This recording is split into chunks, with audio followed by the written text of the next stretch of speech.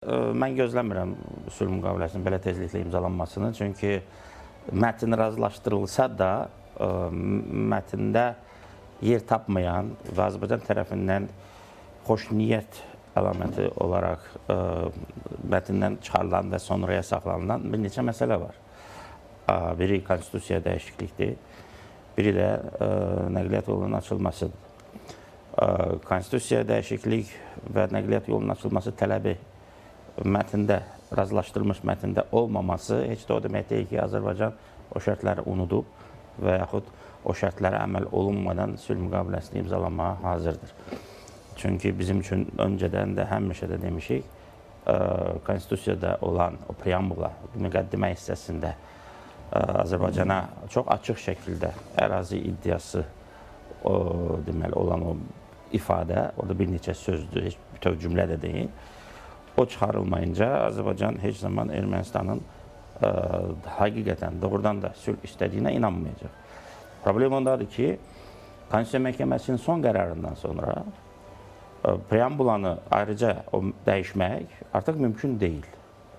Azərbaycanın tələbi bütün Konstitusiya ilə əlaqəli deyildi. Bizim Ermənistan Konstitusiya ilə işimiz yoxdur, özləri bilər necə Konstitusiya qəbul edərlər. Amma o preambulanın heç də hamısından deyil. Yalnız o bir neçə söz var ki, həmin o istiqlaliyyət bəyannaməsinə istinad edir.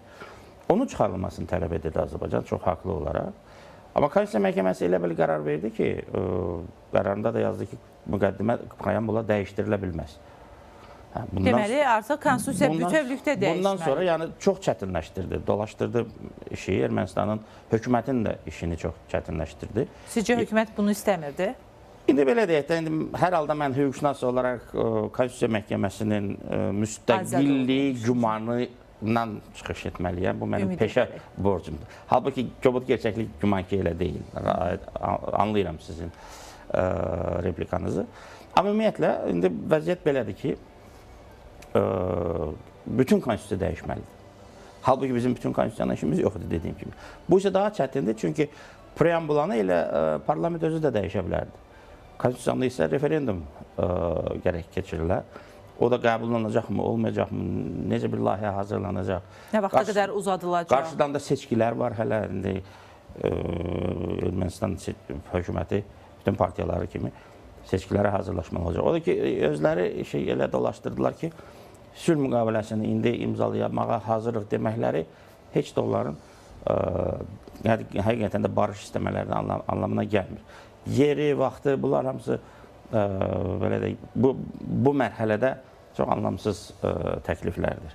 Hələ ona qədər bir çox işlər görülməlidir ki, Azərbaycan haqlı olaraq Ermənistandan onların Azərbaycanın istədiyi kimi nəticələnməsini gözləməyə haqlıdır.